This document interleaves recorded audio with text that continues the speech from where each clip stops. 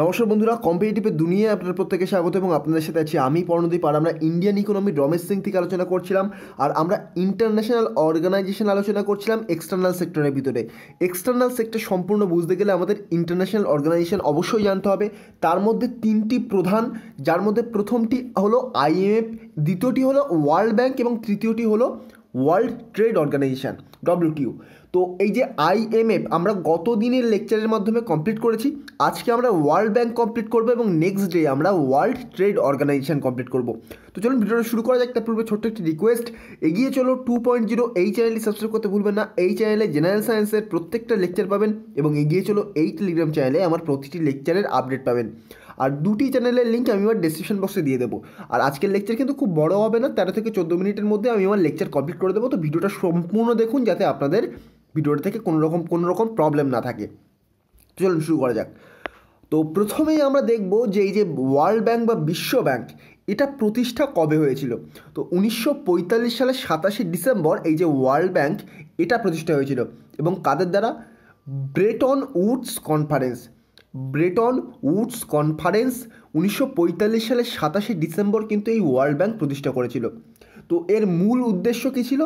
এই world bank তৈরি যখন হয়েছিল তখন এর উদ্দেশ্য ছিল শুধুমাত্র দারিদ্রতা দূরীকরণ, অর্থাৎ পোভার্টি ডিক্রিজ করা এবং তার সাথে অর্থনৈতিক বিকাশে সদস্যদের ঋণদান করা এবং এই সদস্যদের অর্থনৈতিক বিকাশ অর্থাৎ ইকোনমিক গ্রোথে সাহায্য করা।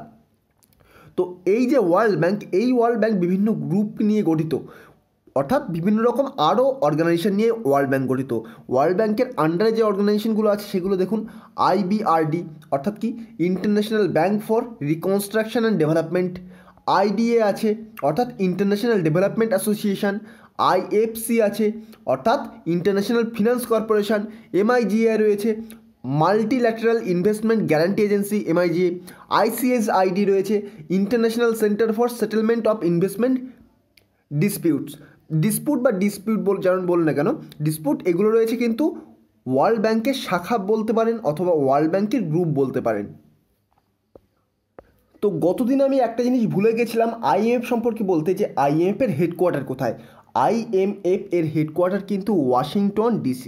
Washington DC USA। Washington DC USAতে এই যে IMF এর হেডকোয়ার্টার রয়েছে। সেখানে দেখতে গেলে ওয়ার্ল্ড ব্যাংকের হেডকোয়ার্টারও কিন্তু ওয়াশিংটন DCতে রয়েছে, ইউনাইটেড স্টেটসে। তো এবার চলে যাবে এর মেম্বার কান্ট্রি। তো ওয়ার্ল্ড ব্যাংকের মেম্বার কান্ট্রি কত? অ্যাকচুয়ালি ওয়ার্ল্ড ব্যাংকের মেম্বার কান্ট্রি কথাটা সম্পূর্ণ ভুল। ওয়ার্ল্ড ব্যাংকের মেম্বার কান্ট্রি বলার থেকে আমরা যদি বলি IBRDর মেম্বার কান্ট্রি কতগুলো, একটু ক্লিয়ার করে দিই আমি জায়গাটা। IBRD এর মেম্বার কতগুলো? IBRD এর মেম্বার হচ্ছে টোটাল 189 কান্ট্রি এবং IDA এর মেম্বার কত? 173 কান্ট্রি। তো আপাতত এই দুটো মনে রাখলেই চলবে, অন্যগুলো লাগবে না।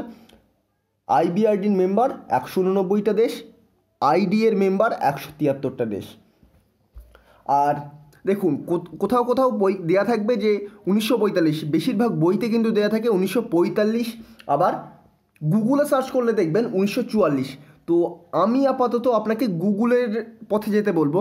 আমি এই ডেটাটা রমেশ সিং থেকে নিইনি, আমি ডিরেক্টলি এটা রমেশ সিং থেকে পাইনি। তো আমি জাস্ট মানে যে কোনো একটা বই থেকে তুলে নিয়েছি। আর এটা প্রতিষ্ঠা কবে হয়? 1944 জুলাই বলা হয়েছে। 1944 জুলাই ওয়ার্ল্ড ব্যাংক প্রতিষ্ঠা হয়। তো এটা কিন্তু গুগলের ডেটা, তো আপনি গুগলটাই নেবেন আমার মতে। আমি এখানে লিখেছি, তবু আমি বলার জন্য লিখেছিলাম, আপনি গুগলটাই নেবেন, এটা বইতে এটা থাকে। তবে অপশান অনুযায়ী আপনি ইউজ করতে পারবেন, দুটো অপশান কিন্তু একসাথে দেবে না 1944-45, যেহেতু একটু কন্ট্রোভার্সিয়াল। তো এরপরে আমরা ধীরে ধীরে এই যে ওয়ার্ল্ড ব্যাংকের বিভিন্ন শাখা এগুলো সম্পর্কে আলোচনা করব। তো প্রথমেই আমরা IBRD সম্পর্কে দেখব।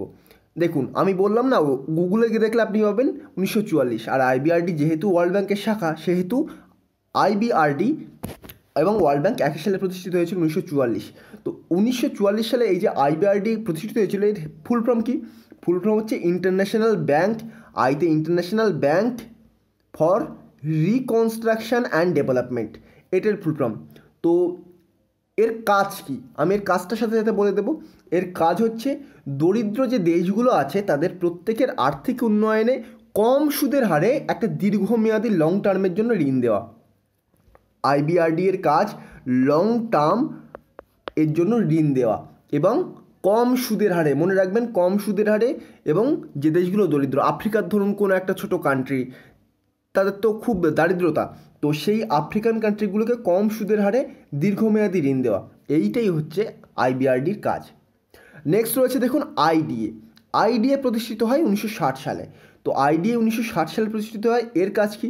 এর কাজ হচ্ছে যে কান্ট্রিগুলোর মাথাপিছু আয় অর্থাৎ পার ক্যাপিটা ইনকাম কম, সেই সব কান্ট্রিগুলোকে আর্থিক সাহায্য দেওয়া এবং দেশের জনগণ তাদের জীবনযাত্রার উন্নয়ন অর্থাৎ তাদের জীবনযাত্রা এবং তাদের ইনফ্রাস্ট্রাকচারের ডেভেলপমেন্ট কিন্তু এই আইডিএর কাজের মধ্যে পড়ে। আইডিএর কাজের মধ্যে কি পড়ে? আইডিএ তাহলে দেখছে কি, যেসব দেশের পার ক্যাপিটা ইনকাম কম সেই সব দেশের জনগণের উন্নয়নের জন্য, জনগণের জীবনযাত্রার উন্নয়নের জন্য সেই সব দেশকে আর্থিক সাহায্য প্রদান করা। তাহলে আইবিআরডি দেখলাম আমরা কি, দরিদ্র দেশগুলোকে কম সুদের হারে দীর্ঘমেয়াদী ঋণ দেওয়া। আইডিএর কাজ কি? যে দেশের পার ক্যাপিটা ইনকাম কম সেই দেশের জনগণের জীবনযাত্রার উন্নয়নের জন্য সেই দেশকে অর্থ সাহায্য করা। এরপরে আইএফসি, এটি প্রতিষ্ঠিত হয় 1956 সালে। তো আইএফসি সাহায্য করে কোন ক্ষেত্রে?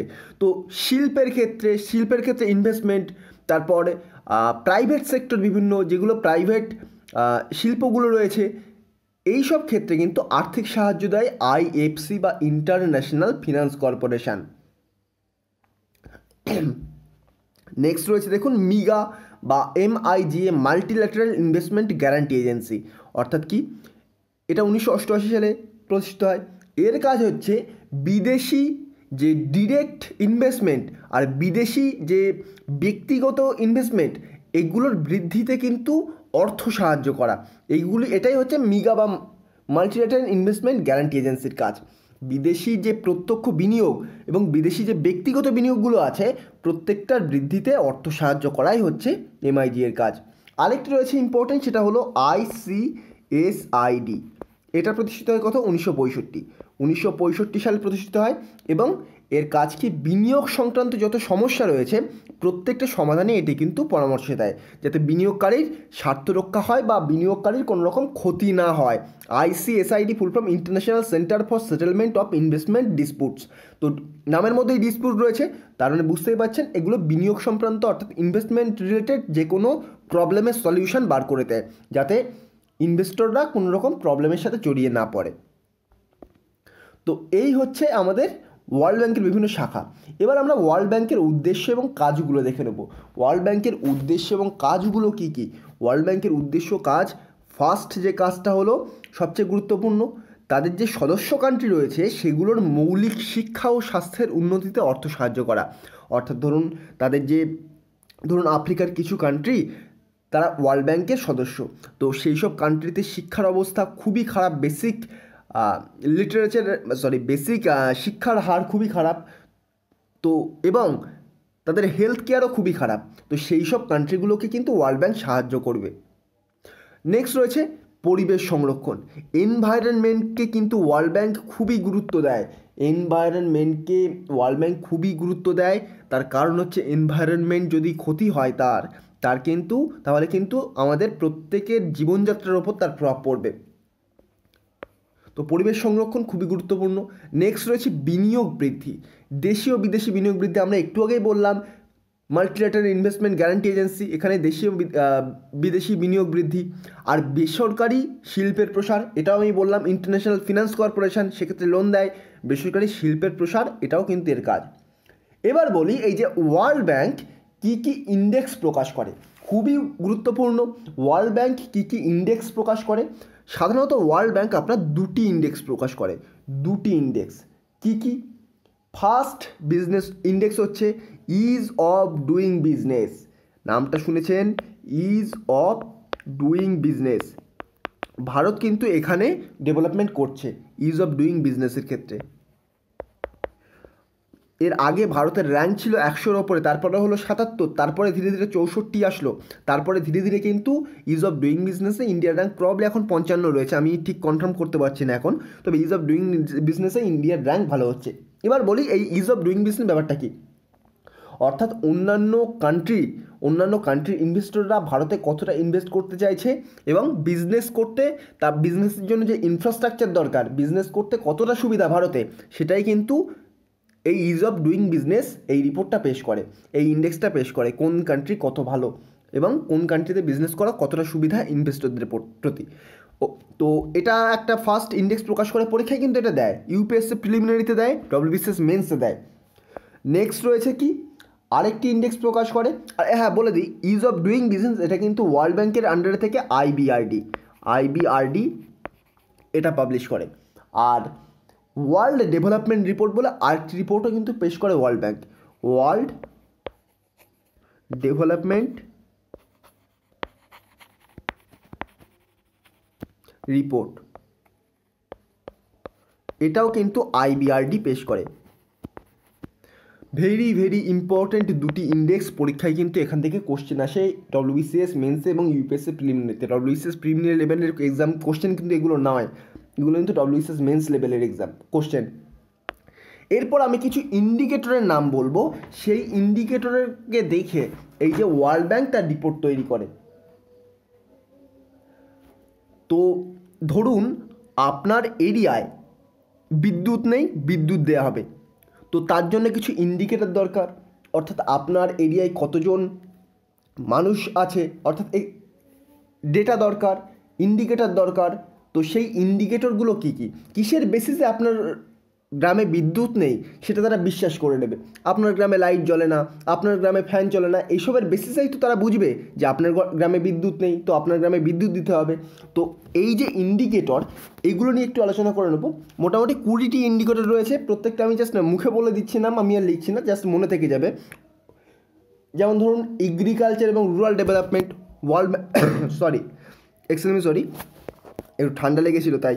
তো ইন্ডিকেটরগুলো কী কী, এগ্রিকালচার এবং রুরাল ডেভেলপমেন্ট, তারপর climate change, economy and growth, education, energy and mining, তারপর এনভায়রনমেন্ট, এর আগে আমি বলেছি, এক্সটার্নাল ডেট কতটা আছে, ফিনান্সিয়াল সেক্টর আমি আলোচনা করছিলাম যার মধ্যে gender equality, health care, infrastructure, poverty কতটা আছে, প্রাইভেট সেক্টরে কেমন আয় হয়, প্রাইভেট সেক্টর কতটা প্রভাব বিস্তার করছে, পাবলিক সেক্টর কতটা প্রভাব বিস্তার করছে, ব্যালেন্স করতে পারছে কিনা, সায়েন্স অ্যান্ড টেকনোলজি কতটা উন্নত, সোশ্যাল ডেভেলপমেন্ট হচ্ছে কিনা, সোশ্যাল প্রোটেকশান হচ্ছে কিনা লেবারদের, ট্রেড কতটা ভালো হচ্ছে, আরবান ডেভেলপমেন্ট হচ্ছে না কিনা, এইগুলো কিন্তু ওয়ার্ল্ড ব্যাংক নিজেদের ইন্ডেক্স তৈরি করার ক্ষেত্রে ইন্ডিকেটর রূপে কাজ করায়।